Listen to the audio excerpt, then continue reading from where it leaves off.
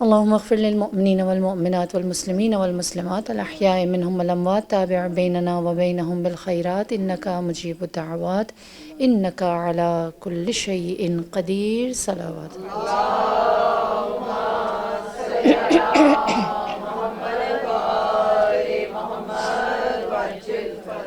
أعوذ بالله من الشيطان الرجيم. بسم الله الرحمن الرحيم. الحمد لله الذي لا يحصي نعماه العادون ولا يؤدي حقه المجتهدون، الذي ليس لصفته حد محدود ولا نعت موجود ولا أجل ممدود، فطر الخلائق بقدرته ونشر الرياح برحمته. الصلاة والسلام على المهيمن على رسله والخاتم لأوصيائه والشافع إليه والمكين لديه والمطاع في ملكوته الأحمد من الأوصاف الأبي القاسم محمد صلوات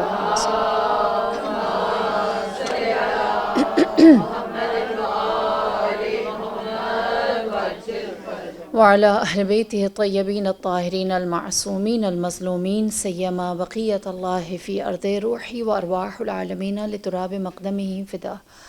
أما بعد، فقد قال الله تبارك وتعالى في القرآن المجيد: بسم الله الرحمن الرحيم.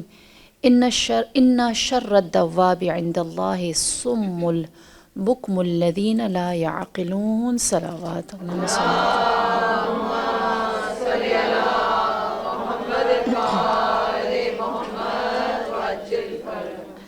پروردگار عالم سورہ انفال آیت نمبر 22 ارشاد ہوتا ہے کہ سب سے برے جانور کون سے ہیں؟ کون سی ایسی مخلوق ہے جو خالق کے نزدیک بدترین ہے؟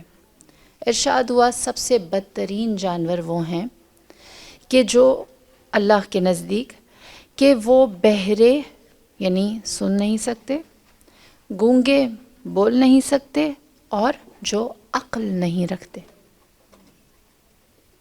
پروردگار عالم جو انسان اپنی عقل کا استعمال نہ رکھے اسے انسان ہی نہیں مانتا۔ ہاں، اور کیا جانور مانتا ہے؟ جانور بھی نہیں مانتا۔ شر الدواب، سب سے زیادہ شر، برائی رکھنے والا جانور۔ کیوں؟ آنکھیں ہیں، دیکھتا نہیں، کان ہے، سنتا ہی نہیں، زبان ہے، حق بولتا ہی نہیں، عقل جیسی چیز دے رکھی ہے، اسے استعمال میں ہی نہیں لے کر آتا۔ لہٰذا کیا وہ جانوروں میں ہے؟ نہیں، جانوروں میں بھی سب سے بدتر وہ ہے شر الدواب۔ سورہ انفال آیت نمبر 22۔ شر الدواب، خدا بدترین جانور کہتا ہے جو عقل کو استعمال نہیں کرتے۔ دیکھیے، ہمیں امام حسین علیہ السلام نے کربلا کے راستے، اللہم صلی علی محمد وعلی محمد کیا سکھایا ہے کہ اس کو استعمال کرو، ہے نا؟ کہ سوچو کس لیے یہ سفر ہوا۔ اللہ اکبر۔ اور ہم نے کیا کیا؟ میں شروع میں ہی تھوڑا سا ہم اپنا تذکرہ کرتے چلیں۔ دیکھیے، جب بھی کوئی تحریک، کوئی آئیڈیالوجی یا کسی بھی طرح کی ٹیچنگز کو زندگی میں یا جنریشنز میں زندہ رکھنا ہوتا ہے تو اس کے دو طریقے ہیں۔ ایک یہ کہ اس کے جو سلوگنز ہیں انہیں زندہ رکھا جائے، جیسے جو کربلا کا سلوگن تھا اسے زندہ رکھا جائے، ہیہات منت اللہ، ہے نا؟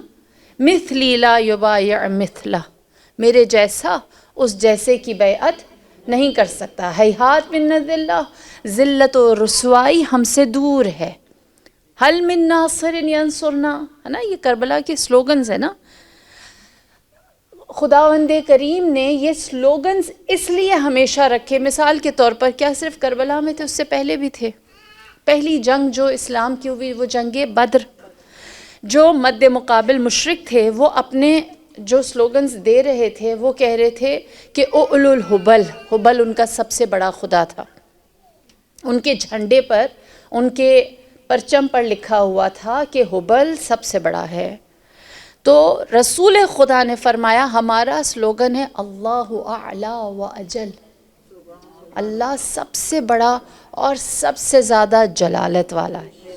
ہاں، اس جیسی گلوری کسی اور کی نہیں ہے۔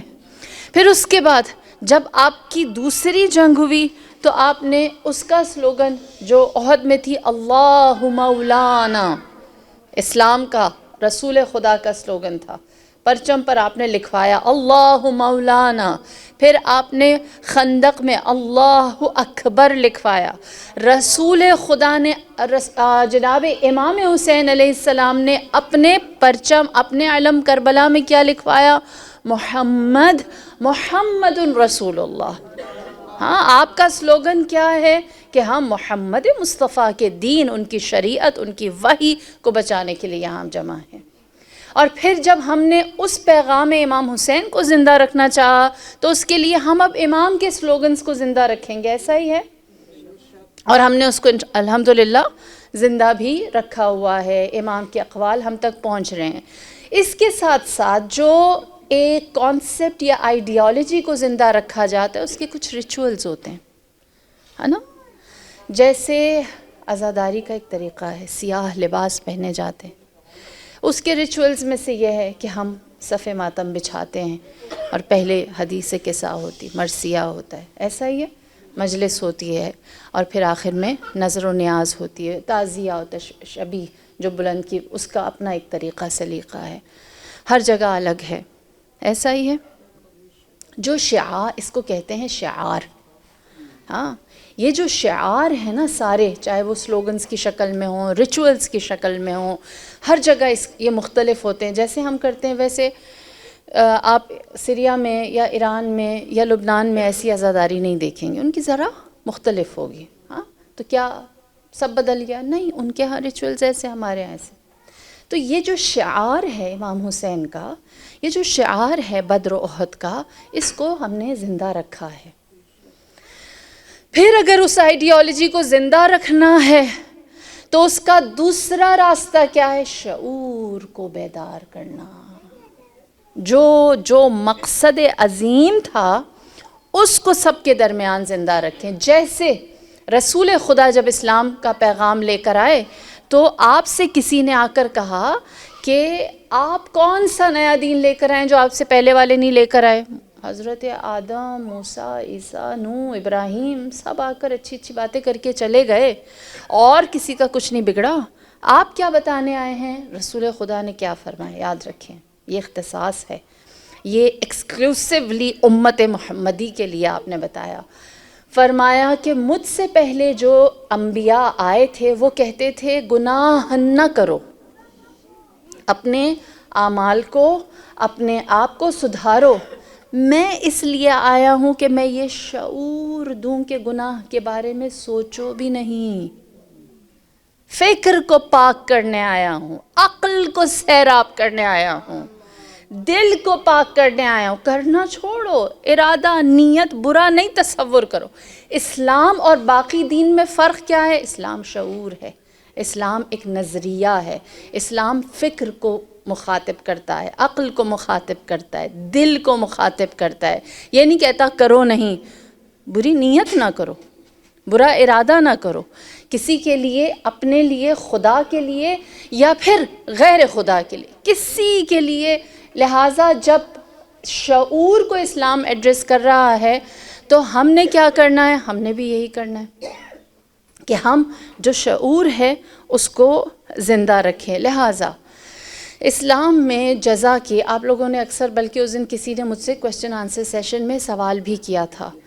آج تو کویسچن آنسر سیشن نہیں ہوگا، ورنہ روزانہ میں مجلس کے بعد یہیں ہوتی ہوں اور ہم سوال جواب کا سیشن کرتے ہیں کہ ہمارے اعمال کس طرح سے جج ہوں گے. خدا کیا کہتا ہے؟ تولا جائے گا. کس چیز کو تولے گا خدا؟ کس چیز کو خدا دیکھے گا اور کس کا وزن کم یا زیادہ ہوگا؟ دیکھیے، دو روایات ہیں. ایک یہ کہ اخلاص، خدا نیت میں خلوص، جتنا خلوص ہوگا اتنا وزن زیادہ ہوگا. اور وہ اخلاص کیسے ہے؟ کیسے اس کا وزن پتہ چلے گا کہ اس عمل کا خلوص؟ جیسے ہم سب نے پانی پلایا کسی کو، کسی نے امام حسین کی پیاس کو یاد کر کے پلایا، ہاں، اور کسی نے امام کی یا پیاس کو یاد نہیں کیا. فرق ہے نا. اب نیکی ایک ہی ہے، عمل ایک ہی ہے. تو کیا یہ نامہ اعمال میں برابر ہوگا؟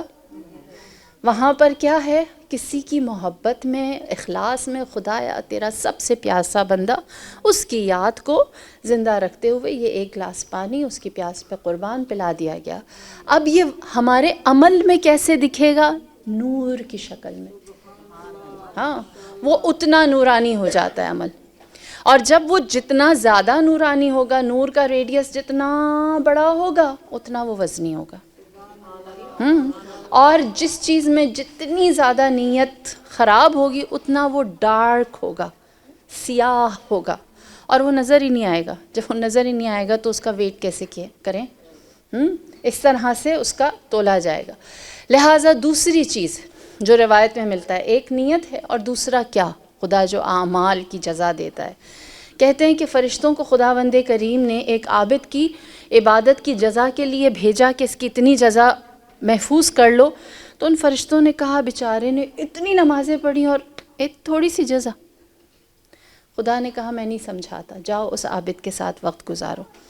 2 فرشتے آئے اس عابد کے ساتھ، انہوں نے تھوڑا وقت گزارا۔ جب وہ عبادت کر کے نمازیں پڑھ کے دعا مناجات کر کے فارغ ہوا تو فرشتے انسان کی صورت میں آئے اور ان سے کہنے لگے کہ اگر تم سے کہا جائے کہ خدا سے کچھ مانگو تو تم کیا مانگو گے؟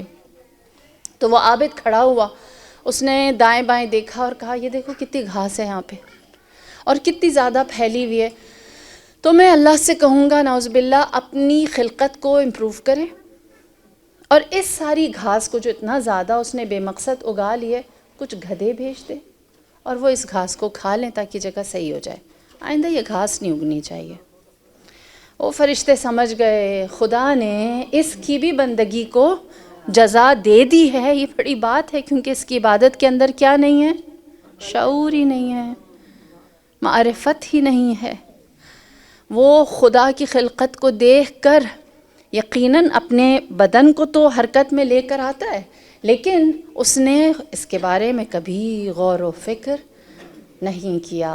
لہٰذا میرے اور آپ کے اعمال کو تولے جانے کے لیے خداوند کریم یہ دیکھتا ہے کہ میں نے اسے جو ساری نعمتیں دی ہیں ان میں جو سب سے بڑی نعمت ہے اس کے طفیل، اس کے راستے یہ مجھے کتنا یاد کرتا ہے۔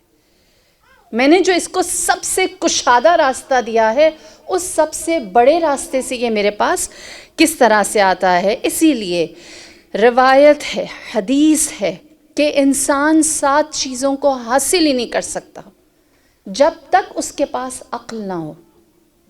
عقل لازمی ہے، ہاں، بغیر عقل کے وہاں پہنچتے ہی نہیں، راستہ ہی عقل سے ہو کر جاتا ہے۔ فرمایا پہلی چیز ہدایت۔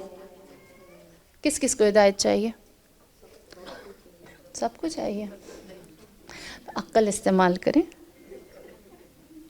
یہ میں قرآن والی بات کر رہی ہوں، توبہ، ورنہ میں بدتمیز نہیں ہوں۔ ہاں، فرمایا کہ ہو ہی نہیں سکتا کہ عقل کے بغیر کوئی اس منزل تک پہنچ جائے۔ پہلی چیز ہدایت، دوسری چیز عبادت، نہیں کر سکتا کوئی، تیسری چیز طہارت، کوئی پاک ہی نہیں ہو سکتا عقل کو استعمال کیے بغیر۔ فرمایا علم، جس کے بغیر کوئی بھی، جس کو حاصل ہی نہیں کیا جا سکتا بغیر عقل کے۔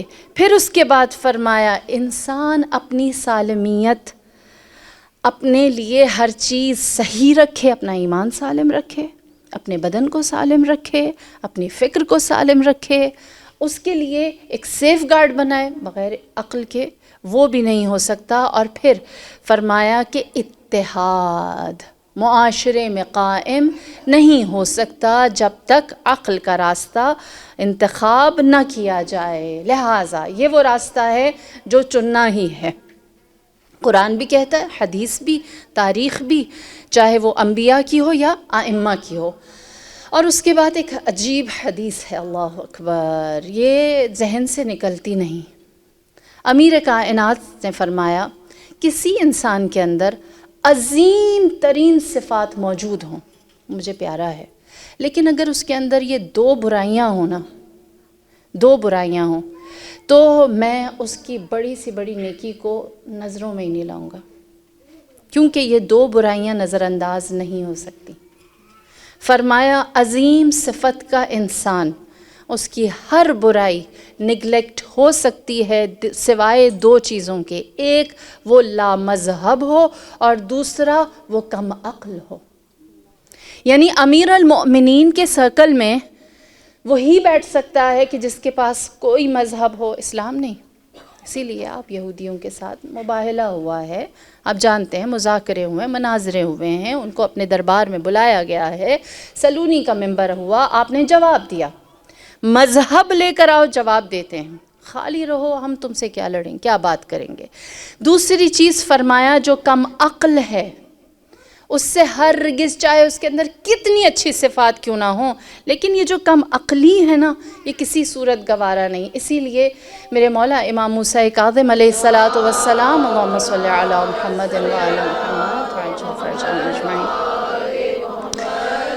آپ جناب حشام ابن حکم سے فرماتے، جناب حشام ابن حکم چھٹے امام کے خاص صحابیوں میں سے ہیں، اور آپ کا علم ایسا تھا کہ جس کے بارے میں جب ایک جگہ سے آپ تبلیغات کر کے واپس آئے تو آپ سے مولا نے سوال کیا کہاں تشریف لے کر گئے، کیا کیا رویداد تھی، آپ نے سب کچھ سنایا۔ تو مولا نے فرمایا کہ یہ جو ساری باتیں آپ نے تبلیغ کی ہیں، لوگوں کو بتائی ہیں، یہ آپ نے کہاں سے سیکھیں؟ تو آپ نے فرمایا کتاب الہی سے سیکھی، اور اس سے میں نے ان باتوں کو اخذ کیا ہے۔ آپ نے فرمایا اللہ نے تمہارے سینے میں صحیفہ موسیٰ کو الہام کیا ہے۔ حشام ابن حکم، آپ لوگ اگر حشام ابن حکم کی تھوڑی سی بایوگرافی، یا بایوگرافی چھوڑیں، آپ ان کے مناظرے پڑھیں۔ حشام ابن حکم، حشام ہے سے، ہے کون سی؟ ہاتھی والی، حکم میں ہے حلوے والی۔ ان کے مناظرے اگر آپ پڑھیں تو بہت لطیف آسان طریقے سے آپ نے امامت کو، ولایت کو، اور توحید کو اور معجزے کو بیان کیا ہے۔ میرے مولا حشام ابن حکم کو مخاطب کرتے ہیں اور آپ فرماتے ہیں کہ عاقل وہ ہے جو دنیا کی فضولیات کو چھوڑ دے، دنیا کی فضولیات کو چھوڑ دے اور گناہ کو بھی ترک کر دے۔ پھر اس کے بعد آپ نے فرمایا البتہ گناہ کو ترک کرنا لازم ہے نا، واجب ہے نا، فرمایا گناہ کو ترک کرنا فرض ہے، یہ تو اس نے اپنا فرض ادا کیا ہے۔ البتہ جو اس نے دنیا کی فضولیات کو ترک کیا ہے یہ فضیلت ہے۔ ہاں، جو عاقل ہے وہ دنیا کی فضولیات کو ترک کر کے اپنی فضیلت۔ پھر اس کے بعد ہم سوال کریں گے، دیکھیے کنفیوژن جو ہوتی ہے کہ دنیا کی فضولیات ہیں کیا؟ ہمیں اس بات کا بہت ستھرا ایک فرق چاہیے۔ ائمہ کی تعلیمات میں، قرآن کی تعلیمات میں دنیا کو برا نہیں کہا، حرص اور طمع اور طلب دنیا کو برا کہا ہے۔ دنیا تو اللہ کی خلقت ہے۔ جناب مریم نے کیا فرمایا؟ میں اس دنیا میں واپس جانا چاہتی ہوں تاکہ اللہ کی بندگی کروں، دنیا کو عزیز سمجھا ہے۔ رسول خدا کیا فرماتے ہیں کہ اس دنیا کے ذریعے سے آخرت کی کھیتی کو آباد کیا جاتا ہے۔ اگر دنیا نہ ہو تو آخرت کیسے آباد ہو؟ تو دنیا بری نہیں ہے۔ دنیا میں 5 چیزیں ایسی ہیں کہ جس کو ضروریات دنیا کہا گیا ہے، مختلف چیزوں کو جمع کر کے 5 چیزیں ہیں۔ پہلی چیز جو ضروریات میں سے ہے لباس، لباس ضروری ہے، یہ دنیا طلبی نہیں ہے۔ دوسری چیز کھانا، رزق جو انسان کے پاس کھانے کی صورت میں آتا ہے، یہ دنیا طلبی نہیں ہے۔ تیسری چیز گھر، اگر آپ کے پاس اپنا گھر ہے اور آپ نے اپنا گھر بنایا، دنیا طلبی نہیں ہے، گھر چاہیے، مسکن چاہیے۔ چوتھی چیز فرمایا رشتہ دار، چاہے وہ زوجہ کی صورت میں ہو، ماں باپ کی صورت میں ہو، یا اولاد، ان کی محبت یا ان کے لیے کوئی بندوبست کرنا یا وقت دینا، یہ دنیا طلبی نہیں ہے۔ اور 5ویں چیز معاش، پیشہ، کوئی پروفیشن کو اپنانا، کام کرنا، ہے نا، الکاسب حبیب اللہ، جو روزانہ کام کرنے جاتا ہے وہ اللہ کا دوست ہے، اللہ اس سے محبت کرتا ہے۔ تو یہ 5 چیزیں جو ہیں یہ اللہ نے، یہ قرآن نے، یہ احادیث نے ہمیں کہہ دیا کہ یہ بری چیزیں نہیں، اس کو دنیا طلبی میں نہ لاؤ، یہ ضروریات ہیں۔ اور اس سے اگر ہم ایک قدم آگے جائیں تو 5 چیزیں ایسی ہیں کہ جو دنیا کی سہولیات میں آتی ہیں، فضولیات میں بھی نہیں آتی، دنیا طلبی میں بھی نہیں آتی، اور انہیں ان کے بارے میں اجازت دی گئی ہے۔ ان میں سے پہلی ہے سواری، چاہے وہ اس زمانے میں گھوڑا اور اونٹ ہو یا خچر ہو، یا آج کے زمانے میں گاڑی ہو یا جہاز ہو یا ٹرین ہو. ہاں، انسان اپنے لیے سواری اگر استعمال کرے، اس کا مالک بنے، جائز ہے. اور اہل بیت نے ہمیشہ اپنے لیے بہترین سواریاں رکھی ہیں، بہترین سواریاں، اور مومن کی نشانیوں میں سے. دوسری چیز زیور، جو زینت کے لیے ہے. ہاں، یہ بھی سہولیات میں ہے لیکن یہ جائز ہے. تیسری چیز سبحان اللہ فرمایا اپنا مہمان خانہ اچھا بناؤ، مہمان نوازی کے لیے نا. اگر وہ آراستہ ہو، وہ سجا ہوا ہو تو اسلام اس کو اپریشیٹ کرتا ہے. ہاں، یہ فضول خرچی میں یا پھر آپ کہیں فضولیات دنیا میں نہیں ہے.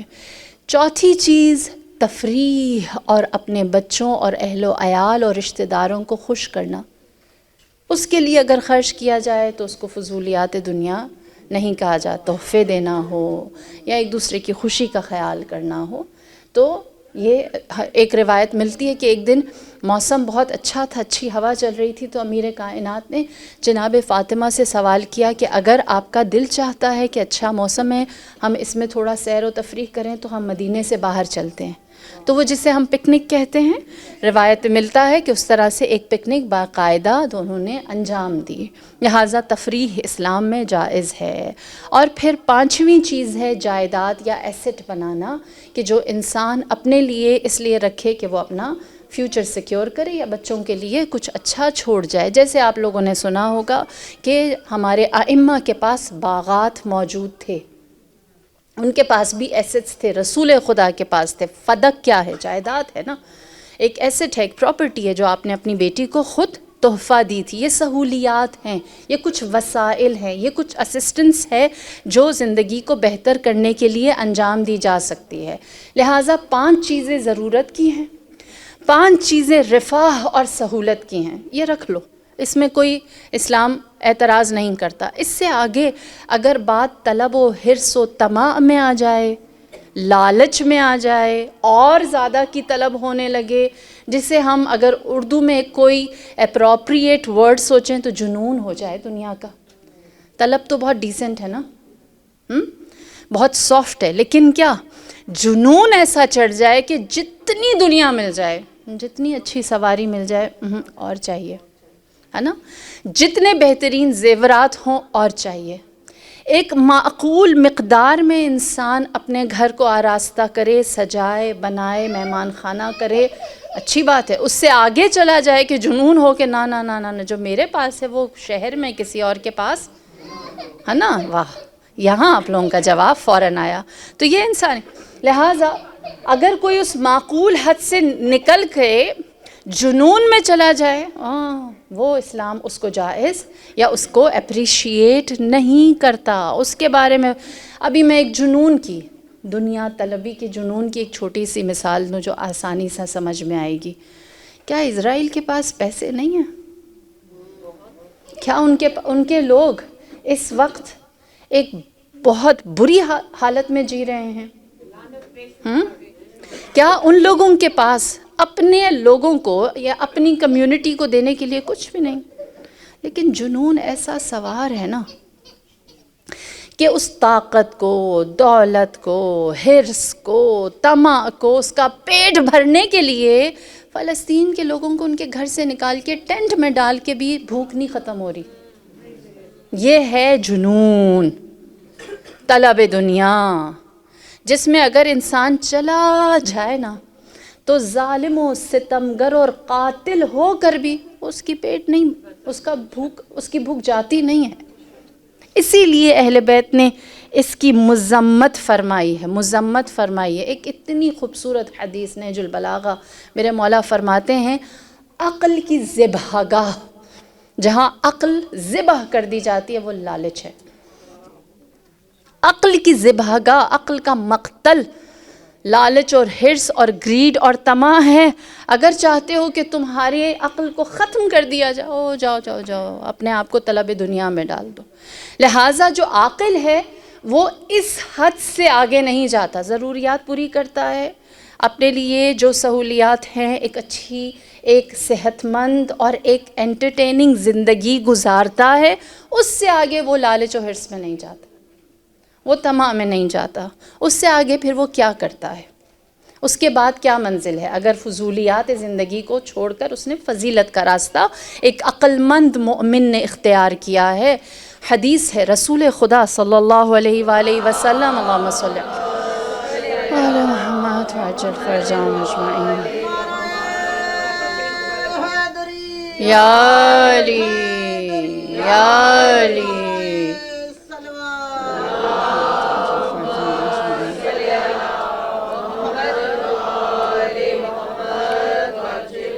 آپ فرماتے ہیں کہ عاقل انسان کی 10 نشانیاں ہیں۔ کل ہم نے 4 نشانیاں یاد کی تھیں، اگر آپ کو یاد ہو، کہ ان میں سے پہلی نشانی کیا تھی کہ وہ اچھے سے سنتا ہے، دوسری چیز محفوظ کرتا ہے، تیسری چیز منتشر کرتا ہے یعنی آگے اسے سپریڈ کرتا ہے، اور چوتھی چیز یہ کہ وہ اس پر عمل کرتا ہے۔ سبحان اللہ، زندہ رہیں، سلامت رہیں، جئیں، اس فرش کی زینت بنیں اور بیوی راضی ہوں۔ ہاں، میں بالکل ایکسپیکٹ نہیں کر رہی تھی کہ آگے آگے آ جائیں۔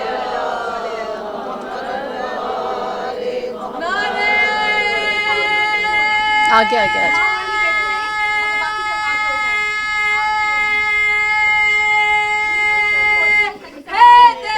یا علی یا علی یا علی، اللہم صلی اجمعین۔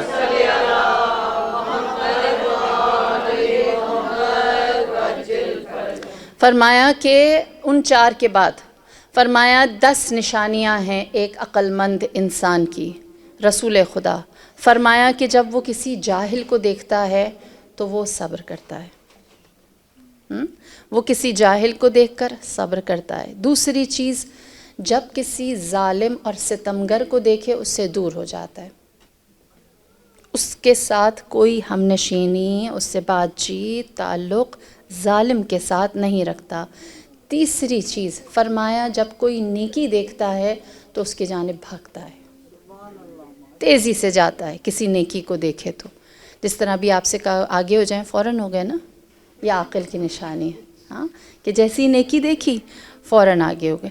پھر اس کے بعد فرمایا کہ جو ہمبل متواضع ہوتا ہے عاقل اس کے ساتھ تواضع کرتا ہے، اس کے سامنے اپنی کسی بڑائی کا تذکرہ نہیں کرتا، اور جو اپنی بڑائی کا تذکرہ کرتا ہے اس کے اندر عقل کی کمی کی علامت ہے۔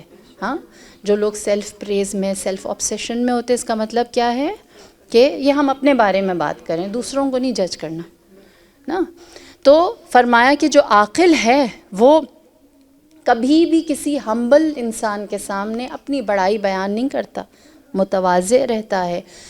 5ویں چیز فرمایا بولنے سے پہلے سوچتا ہے، بولنے کے بعد نہیں۔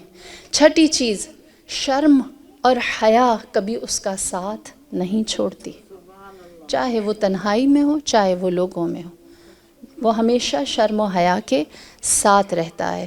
پھر اس کے بعد 7ویں چیز، ہمیں یہ تھوڑا سا اس کے اوپر غور کرنے کی ضرورت ہے، فرمایا کہ اگر اسے کوئی چیز اچھی لگے تو اس کی تعریف کرتا ہے، اچھا بولتا ہے، اس کو پریز کرتا ہے۔ اگر کچھ اچھا لگے تو اچھا بولتا ہے، اور اگر کچھ برا لگے تو خاموش ہو جاتا ہے۔ ہاں، اچھائی کا اظہار کرتا ہے، اور اگر کچھ برا لگے تو اس کے سامنے سکوت رکھتا ہے، برائی کا اظہار نہیں کرتا۔ 8ویں چیز فرمایا وہ لالچ اور گریڈ کو اپنے قریب آنے نہیں دیتا۔ ہاں، ہر وہ راستہ جو انسان کی حرص اور طمع اور لالچ کو بڑھا دیتا ہے اس سے اپنے آپ کو دور کرتا ہے۔ اور فرمایا جب کبھی کہیں پر فتنہ اور لڑائی دیکھے تو وہ اپنے ہاتھ، اپنے پاؤں اور اپنے منہ کو اللہ کے حوالے کر دیتا ہے۔ جب کہیں فتنہ یا لڑائی دیکھے تو ہاتھ، پاؤں اور زبان اللہ کے حوالے۔ وہاں ہم لوگوں میں کیا ہوتا ہے، لڑائی ہوتی ہے تو رک کے، ہے نا، عاقل نہیں دیکھتا، اللہ کے حوالے کرتا ہے۔ کہیں لڑائی ہو یا کوئی فتنہ ہو تو ہم وہاں جا کر اپنا اوپینین دیتے ہیں نا، ہے نا، اور جس کی جتنی اتھارٹی اختیار ہو تو وہاں تو ضرور۔ فرمایا کہ وہ اپنے ہاتھ، پاؤں اور زبان کو اللہ کے حوالے کر دیتا ہے. اور آخری چیز فرمایا جہاں کوئی فضیلت دیکھے کہ وہ اس کے ایٹریبیوٹس اور کوالٹی میں اضافے کا باعث بن رہا ہے، فرمایا اس کو اپنا لیتا ہے، اس کو اپنانے میں دیر نہیں لگاتا. آپ کو نہیں لگ رہا کہ یہ باب المراد والوں کی بات ہو رہی ہے ساری؟ ہے نا؟ ساری چیزیں ویسی ہی ہیں، بالکل یہاں امپلیمنٹ ہو رہی ہیں پوری کی پوری. فرمایا یہ 10 چیزیں ہیں جو عاقل کے اندر ہیں. یہ 10 باتیں سننے کے بعد کیا ہوتا ہے؟ ہم سوچتے ہیں کچھ ہیں کچھ نہیں ہیں، اور ہم کچھ لوگوں کے بارے میں بھی سوچتے ہیں وہ تو بالکل عقل مند نہیں ہے. ہم بھی تو جلدی جلدی فتوے دے رہے ہوتے ہیں نا اپنے اندر ہی. صحیح. لہٰذا ہو سکتا ہے کہ ان میں سے کچھ صفات ہمارے اندر ہوں کچھ نہ ہوں. اگر ہم نے خود کو حقیقتاً ٹٹولنا ہے اور چاہتے ہیں کہ اس طرف بڑھیں، اس جانب بڑھنے کا دوسرا راستہ ہے. دیکھیں یہ بات تو سچ ہے نا کہ ہر کوئی اپنی سٹوری کا ہیرو ہوتا ہے نا، لیکن کسی دوسرے کی سٹوری کا یا اس کی زندگی کا ویلن ہوتا ہے نا. ایسا ہی ہے، آپ اپنے لیے ہیرو ہیں لیکن کسی دوسرے کے لیے آپ زیرو ہیں. ہاں، اور ہو سکتا ہے وہ دوسرا جو آپ کے نزدیک ہیچ ہے وہ اپنے لیے ہیرو.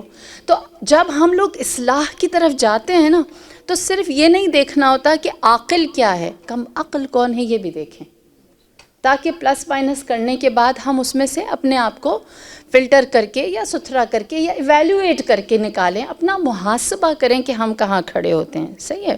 لہٰذا نہج البلاغہ کی حکمت نمبر 363، جس میں امیر المؤمنین جو کم عقل ہے اس کی صفات بتاتے ہیں کہ جو نادان ہے، جو کم عقل ہے وہ کون ہے. آپ فرماتے ہیں کم عقل وہ ہے کہ جو کبھی اس کے سامنے کسی چیز کا موقع آئے تو وہ موقع کو آنے سے پہلے حاصل کرنے کی کوشش کرے، جلد بازی کرے. مثال کے طور پر کیسے موقع سے پہلے ایک چیز کو انجام دے دے. ابھی ایک پھل ہے جو پکا نہیں ہے، کچا ہے، انگور کچا ہے، توڑ دیں گے تو کیا ہوگا؟ پکے گا نہیں نا، ہاں ضائع ہو جائے گا نا. اس کا مطلب ہے سب نے توڑا ہوا ہے، کھٹے تو ہوں گے لیکن وہ پکے گا ہی نہیں. جو اس کا اصل مزہ ہے مس کر دیا نا آپ نے اس کو، جو آپ اس سے لطف اور جو ٹیسٹ لینا چاہتے تھے وہ نہیں ملا. کیوں؟ جلدی توڑ دیا. تو مولا اسی لیے فرماتے ہیں کہ کام مکمل ہونے سے پہلے جو جلد بازی کرے کم عقل ہے. اور اس کی دوسری نشانی کیا ہے؟ موقع آنے پر دیر کر دے. ہاں، جو عاقل ہے وہ دونوں سے فائدہ اٹھاتا ہے، اور جو کم عقل ہے وہ کیا کرتا ہے کہ جب وقت ہوتا ہے اس سے پہلے کہ اس کو صحیح سے پورا موقع دیا جائے جلد بازی کرتا ہے اور اس میں وہ مصرف یا ہاتھ ڈال دیتا ہے، اور جہاں اسے کر لینا چاہیے تھا وہاں دیر کر دیتا ہے. مثال کے طور پر جہاں سیل لگتی ہے وہاں ہم فوراً پہنچ جاتے ہیں، ہے نا، لیکن نماز قضا ہو جاتی ہے. ایسا ہی ہے، جہاں کوئی نئی جگہ بنے، نیا ریسٹورانٹ یا کوئی نئی ایسی چیز ہو وہاں فوراً پہنچ جاتے ہیں، لیکن جو واجب حج ہے وہ ادا نہیں ہوتا.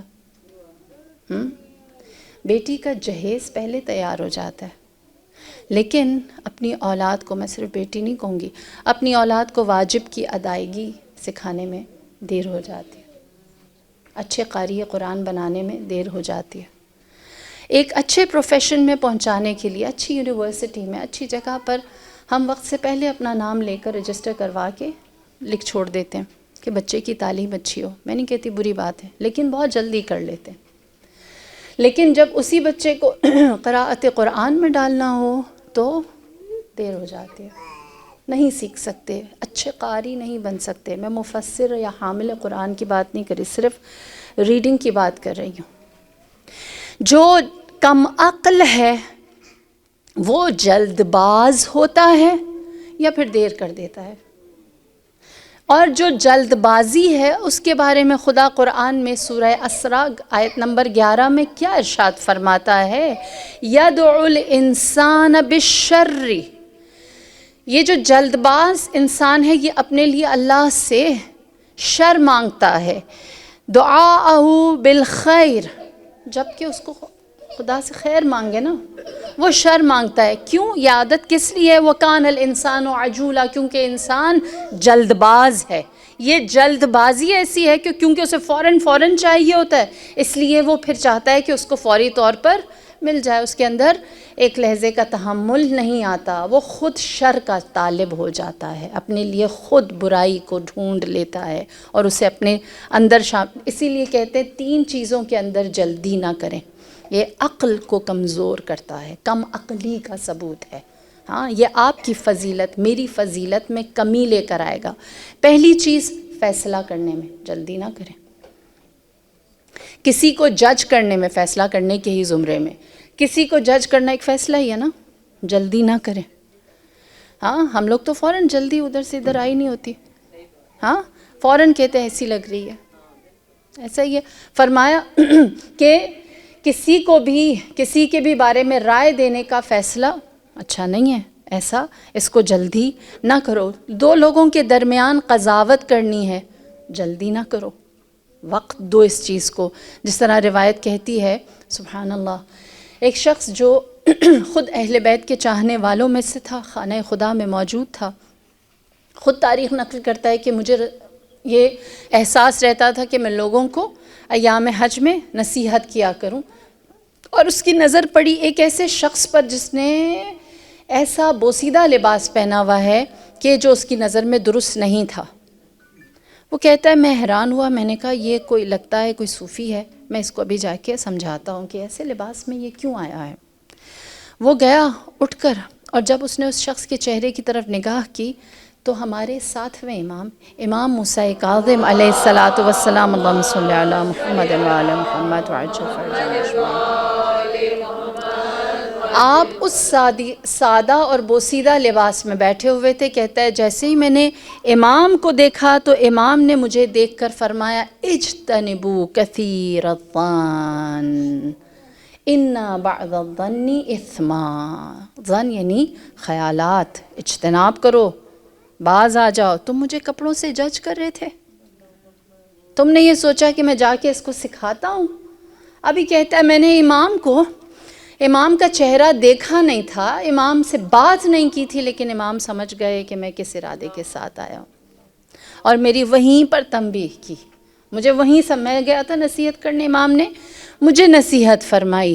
لہٰذا اسی طرح صلح حدیبیہ مشہور ہے، آپ جانتے ہیں صلح حدیبیہ، رسول خدا حج کرنے جا رہے تھے، لیکن آپ کو حج کی اجازت نہیں ملی اور عمرے کی اجازت نہیں ملی، اور آپ لوگ صلح کر کے حدیبیہ کے مقام پر واپس آئے. جو مشرکین مکہ کی جانب سے شخص آیا تھا رسول خدا سے بات کرنے کے لیے، اس کا نام تھا سہیل ابن عمر عین سے، عین میم رے.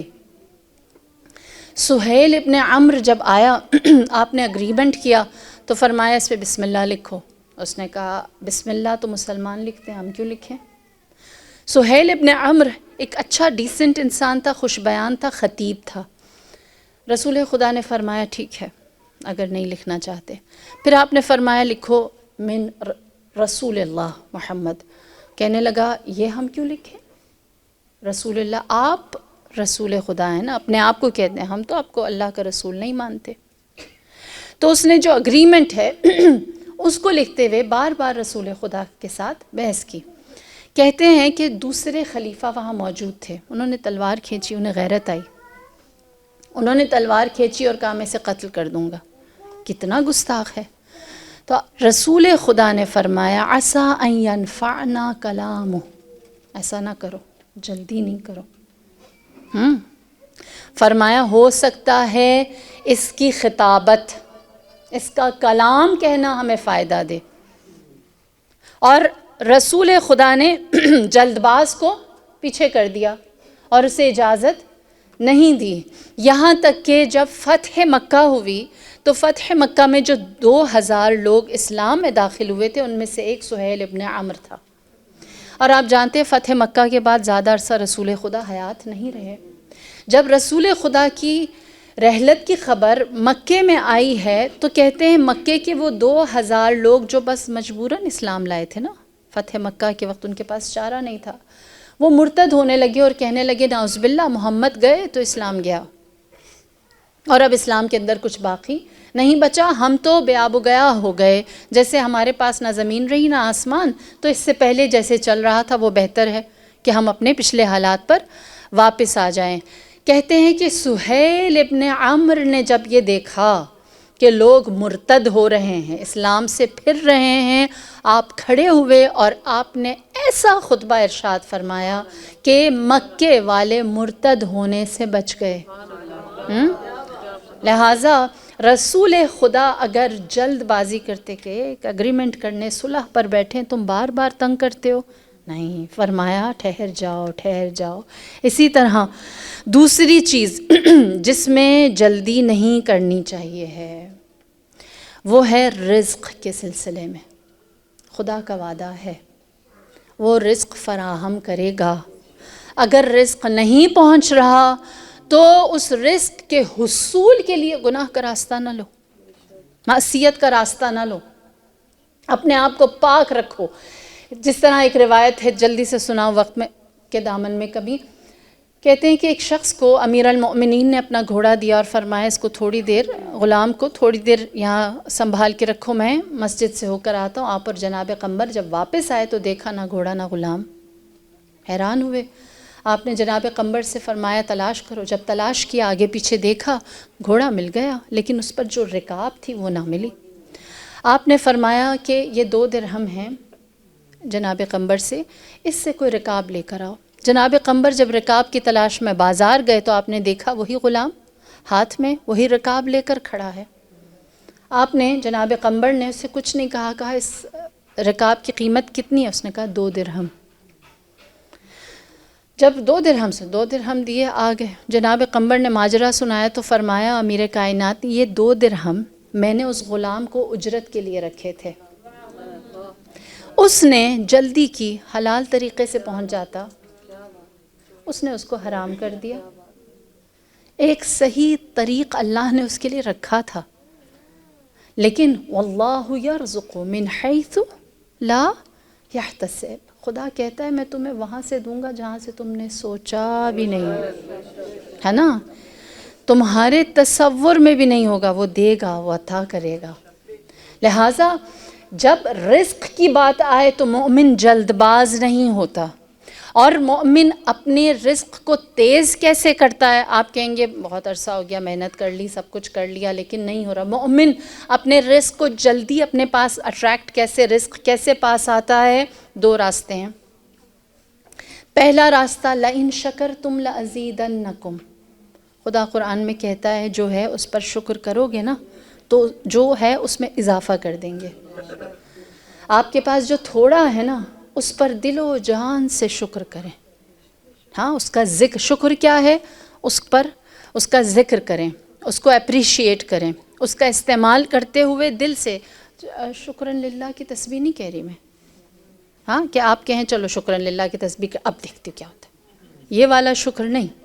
آپ کے پاس جو تھوڑا سا رزق ہے اس پر اگر انسان شکر گزار رہے، خدا کا وعدہ ہے لَأَزِيدَنَّكُمْ زیادہ کر دوں گا۔ جلد باز انسان کبھی بھی رزق تک نہیں پہنچتا، ہاں وہ حلال کو حرام کر دیتا ہے۔ دوسرا رزق کو جلدی پہنچانے کا یا ایک مقناطیس، آپ کہیں میگنیٹ کی طرح اپنے پاس کھینچنے کا راستہ کیا؟ صدقہ و انفاق۔ آپ کے پاس جو تھوڑا ہے، امیر کائنات کیا کرتے تھے؟ جو تھوڑا تھا اسے بھی راہ خدا میں دے دیتے ہیں، اور جب آپ سے کہا گیا اب تو آپ کے پاس کچھ بھی نہیں بچا، فرمایا خدا وند کریم مجھے اب میرے لیے بھی دے گا اور مزید انفاق کرنے کے لیے بھی دے گا۔ ہاں ایسا نہیں کہ جو میں نے دیا ہے وہ ہی چلا گیا اور وہ آ جائے گا، نہیں، پروردگار عالم مجھے اس سے زیادہ صدقہ کرنے کی، اس سے زیادہ انفاق کرنے کی توفیق دے گا۔ لہٰذا رزق کی فراوانی چاہیے ہے، جلدی چاہیے۔ جلد بازی کس چیز میں کی جائے؟ پہلی چیز یہ کہ انسان جو نعمت ہے اس پر شکر کرے دل سے، اور دوسرا انفاق کرے۔ یہ جلد بازی خدا کا طریقہ ہے جلدی سے رزق پہنچانا۔ تیسری چیز جس میں جلد باز مومن نہیں ہوتا، فرمایا کسی سے مانگنے میں وہ جلدی نہیں کرتا، خالق سے مانگنے میں جلدی کرتا ہے۔ وہ بندوں کے آگے ہاتھ نہیں پھیلاتا، وہ خدا کے سامنے ضد کرتا ہے۔ اتنی پیاری حدیث ہے صدیقہ کونین کی، آپ فرماتی ہیں جب خدا سے دعا کرو تو ضدی بچے کی طرح کرو۔ وہ ضدی بچہ جو اپنی ماں کے سامنے اس لیے بلکتا ہے کہ اس کا پورا اختیار ہے اور اس کی تنہا امید وہ ماں ہے۔ وہ گلی میں جا کے نہیں کہتا بھوک لگ رہی ہے، ہاں، وہ کسی اور کو جا کے نہیں کہتا کہ بھوک لگ رہی ہے، وہ ماں سے نہ صرف یہ کہتا ہے کہ بھوک لگ رہی ہے، اپنی پسند کا کھانا بھی بتاتا ہے، سیکنڈوں میں حاضر نہ ہو تو داد و فریاد بھی کرتا ہے۔ کس لیے کہ اس کی امید وہی ماں ہے۔ فرمایا جب خدا سے مانگو تو ضدی بچے کی طرح مانگو، ہاں، اللہ سے ضد کرو، اس سے کہو تو ہی دے گا، اور بار بار اس سے جتنا بلک کے تڑپ کے تنہائی میں آنسوؤں سے باتیں کرتے ہوئے، برتن دھوتے ہوئے باتیں کرتے ہوئے، سوتے ہوئے باتیں کرتے ہوئے، واک کرتے ہوئے باتیں کرتے ہوئے، ہر لمحہ اس خدا کے ساتھ انسان دعا گزار رہے، لیکن مخلوق کے سامنے ہاتھ نہ پھیلائے، اس میں جلدی نہ کرے۔ جس طرح ایک قرآن میں ہی پروردگار عالم حضرت یوسف علیہ السلام کا تذکرہ لکھتا ہے۔ حضرت یوسف علیہ السلام زندان میں تھے، اور جب آپ کا ایک ساتھی زندان سے باہر جانے لگا تو آپ نے اس سے کہا اذکرونی عند ربک۔ فرمایا کہ قرآن کی آیت ہے کہ حضرت یوسف علیہ السلام نے اپنے زندانی دوست سے کہا کہ جب تم جاؤ گے عزیز مصر کے پاس تو اس کو میری یاد دلانا، کہ وہ یوسف بھی ایک پڑا ہے زندان میں، اس کا کیا؟ پروردگار عالم فرماتا ہے کہ جب حضرت یوسف علیہ السلام نے ہم سے نہیں کہا، اپنے اس ساتھی سے کہا، تو خداوند کریم نے حضرت یوسف سے سوال کیا۔ اللہ اکبر، دیکھیے سمجھیں آپ یوسف ہیں، سوال کیا تمہاری نیند میں خواب کون ڈالتا تھا؟ آپ جانتے ہیں نا حضرت یوسف کو خواب آتے تھے کہ ستارے آپ کو سجدہ کر رہے ہیں، جو نبوت کی اطلاع تھی۔ سوال کیا خدا نے تمہاری نیند میں خواب کون ڈالتا تھا؟ جواب آیا پروردگار تو۔ تمہارے باپ کے دل میں محبت کس نے ڈالی؟ جواب آیا اے پروردگار تو۔ جب تم اس کنویں کے اندر گر گئے تھے جو تمہاری قبر بننے والی تھی، وہاں سے تمہیں نجات کس نے دی؟ جواب آیا پروردگار تو۔ تمہیں ایسا حسن و زیبائی کس نے دیا کہ لوگ تمہارے حسن کے شیفتہ ہو گئے؟ جواب آیا پروردگار تو۔ کس نے لوگوں کے دلوں میں یہ فیصلہ الہام کیا کہ تمہیں اپنے قافلے میں ڈال کر ایک بہترین مسکن میں لے کر جائیں؟ فرمایا پروردگار تو نے۔ پھر سوال کیا کہ کس نے تجھے عزیز مصر کی خاتون کے سامنے معصوم ثابت کیا؟ جواب آیا پروردگار تو نے۔ سوال کیا وہ نوزائیدہ بچہ جو اپنی ماں کی آغوش میں تھا، اس کو کس نے الہام کیا کہ تیرے دفاع میں وہ کلام کرے؟ جواب آیا پروردگار تو نے۔ پھر خدا نے سوال کیا اے یوسف اب تجھے اس زندان سے نکالے گا کون؟ حضرت یوسف سمجھ گئے کہ جب خدا کی جانب سے اذن ہوگا، ہاں، مجھے اگر جلدی نکلنا تھا تو میں اس کے آگے تڑپتا نا، وہ نکالنے والا تھا۔ ہم جب مانگنا ہوتا ہے تو خدا کے سامنے بلک کے تڑپ کے مانگیں۔ اور روایات میں ملتا ہے اللہ نے حضرت یوسف کی اس قید کو 6 سال اور طول دے دیا تاکہ انہیں سمجھ میں آئے کہ مانگنا کس سے ہے، اور پھر اس کے بعد رہائی وہ اللہ سے مانگتے رہے۔ محور اللہم صلی علی محمد وعلی محمد عاجل فرجان اجمعین۔ یا علی یا علی ہم صلی اللہ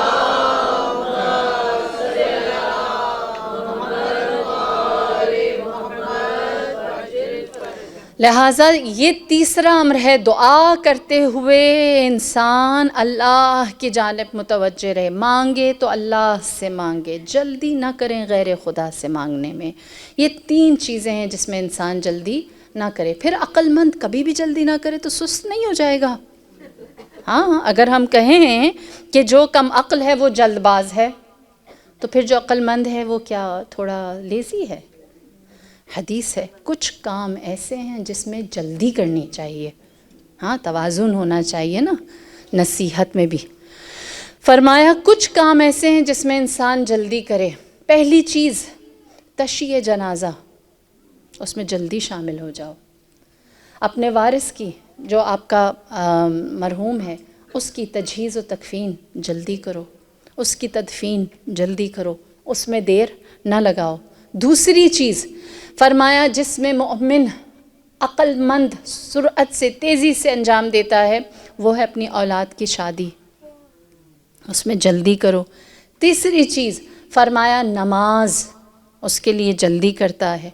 چوتھی چیز توبہ و استغفار، اس میں دیر نہیں لگاتا، فوراً کرتا ہے۔ پانچویں چیز انفاق اور صدقہ، جس میں جلدی کرتا ہے، دیر نہیں لگاتا۔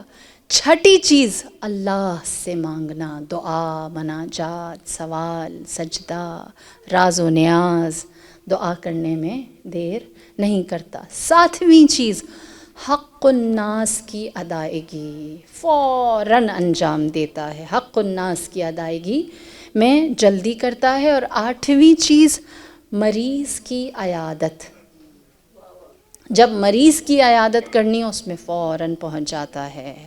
یہ وہ کام ہے، ایسا نہیں ہے کہ جو عقل مند ہے وہ سست ہے، کچھ کام بس وہ ذرا جلدی، زیادہ جو جلدی کرنے والے کام ہیں وہ یہ ہیں، اور جن میں جلدی نہیں کرنی چاہیے وہ میں نے آپ کے سامنے بیان کیے۔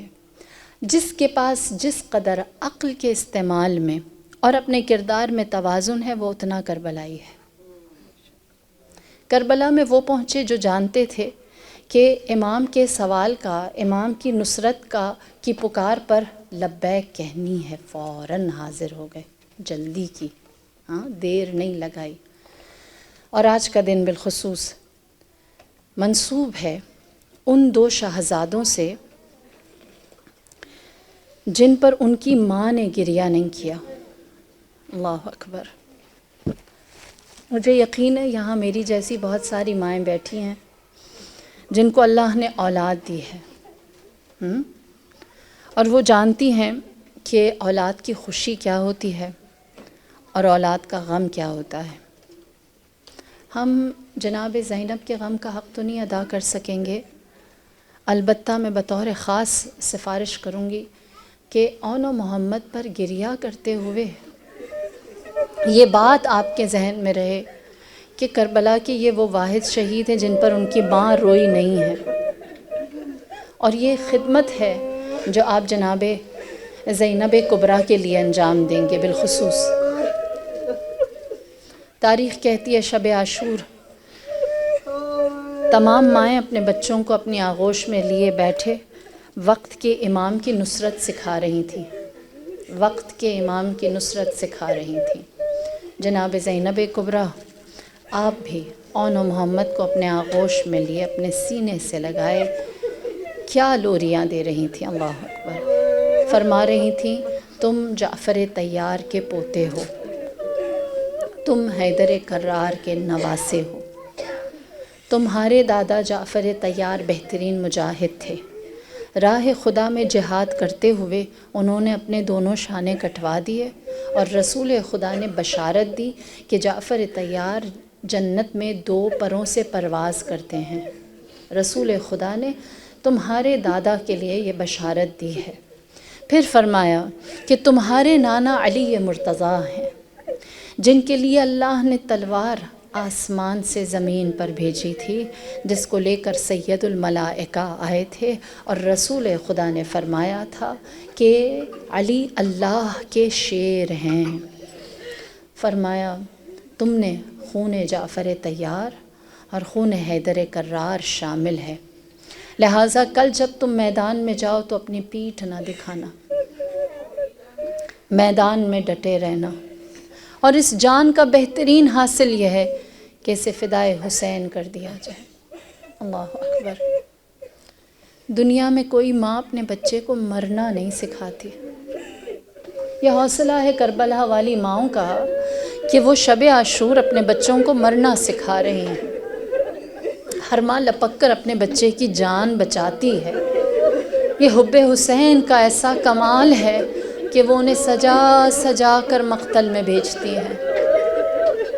روایت ہے کہ جب خانوادہ جناب جعفر طیار کی باری آئی تو جناب اون و محمد کو آمادہ و تیار کر کے میدان کی جانب بھیجا گیا، روایت کہتی ہے، حمید بن مسلم لکھتا ہے کہ جب اون و محمد میدان کی جانب آ رہے تھے تو وہ دونوں ساتھ تھے، تن پر کرتا پہنا ہوا تھا، بدن اتنے چھوٹے تھے، عمر اتنی چھوٹی تھی کہ ان کے سائز کی ذرہ،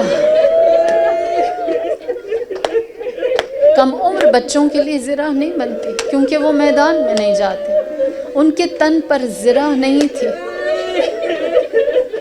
اور وہ میدان کی جانب دونوں ساتھ چلتے ہوئے آ رہے تھے، اور وہ اپنے حوصلے کا بیان کر رہے تھے، یہاں تک کہ عمر ابن سعد نے اپنے لشکر میں اعلان کیا اور کہا کہ انہیں کم سن بچہ نہ سمجھنا، یہ بنی ہاشم کا خون ہے، اگر ان پر تم قابض ہونا چاہتے ہو، غالب ہونا چاہتے ہو تو ان دونوں کو ایک دوسرے سے جدا کر دو اور پھر جنگ کرنا۔ لہٰذا چار جانب سے اون و محمد پر حملے کیے گئے اور دونوں بچوں کو ایک دوسرے سے جدا کیا گیا، اور پھر جب حملے ہوئے، تاریخ ایک جملہ لکھتی ہے، ماؤں کے لیے یہ ایک جملہ بہت ہے، تاریخ کہتی ہے اون و محمد اتنے کم سن تھے کہ جب انہیں ضربت لگتی تو وہ ماں کو پکارتے تھے۔ سلام زینب کبریٰ تیری سماعت پر، سلام زینب کبریٰ تیرے اس سننے پر کہ مقتل سے اماں اماں کی آواز آئی اور تیرا سر سجدے میں رہا، تو نے رب کے سامنے ان کی صداؤں کو اپنا حقیر سا تحفہ کہہ کر پیش کیا۔ اللہ اکبر۔ جب اون و محمد نے سلام آخر دے دیا، روایت کہتی ہے یہ پہلا مقام تھا جب امام حسین علیہ السلام نے جناب ابو الفضل کو، علمدار کو بلایا اور فرمایا اے عباس میرے ساتھ چلو، یہ قتل گاہ سے جو لینے میں جا رہا ہوں اس کے لیے مجھے تیری ہمراہی چاہیے ہے۔ اللہ اکبر، شان دیکھیے مقتل کی، عباس آ رہے ہیں، حسین آ رہے ہیں تاکہ زینب کے اجڑے ہوئے چمن کو سینے سے لگائیں۔ دو مرجھائے ہوئے پھول مولا نے سینے سے لگائے، خیموں کی جانب جب پلٹے دیکھا سب بیویاں عزادارو یہاں زینب کا فرض ادا کرنا ہے، دیکھا سب بیویاں موجود ہیں، وہ جو استقبال میں سب سے آگے ہوتی تھی وہ موجود نہیں۔ آپ نے پوچھا زینب کیوں نہیں ہے تو بتایا گیا زینب سجدے میں ہے، حمد خدا وجہ لاتی ہیں اور کہتی ہیں میں اس لیے استقبال کو نہ آئی کہ کہیں میرے آنسو دیکھ کر حسین یہ نہ سوچے کہ میری بہن کی آنکھوں میں آنسو اولاد کی غم کی وجہ سے آئے۔ اللہ اکبر۔ زینب نہ روئی جب اون و محمد کے جنازے آئے، زینب نہ روئی جب گنج شہیداں میں ان کے بدن کو رکھا گیا، زینب نہ روئی جب 11 محرم کو کربلا سے نکلی، زینب نے اون و محمد کے سر نو کے نیزہ پر دیکھے، حسین کو روتی رہی، اون و محمد کو نہ روئی۔ 20 محرم پلٹ کر زینب آئی، ایک ایک پر روئی، اون و محمد پر نہ روئی۔ کربلا سے جب پہنچی مدینے زینب، اپنے گھر میں آئی زینب، اون و محمد کے بستر دیکھے، اون و محمد کا حجرہ دیکھا، اون و محمد کے ساتھی دیکھے، میں ماں ہوں، میرا دل کہتا ہے تڑپ گئی ہوگی زینب، سوئے کربلا رخ کر کے کہا ہوگا اے میرے لال، اے میرے مجاہد، اے میرے شہسوار، ماں کا تجھ کو سلام، ماں کا تجھ کو سلام۔ اللہ علی القوم الظالمین وسيعلم الذين ظلموا أي منقلب ينقلبون إنا لله وإنا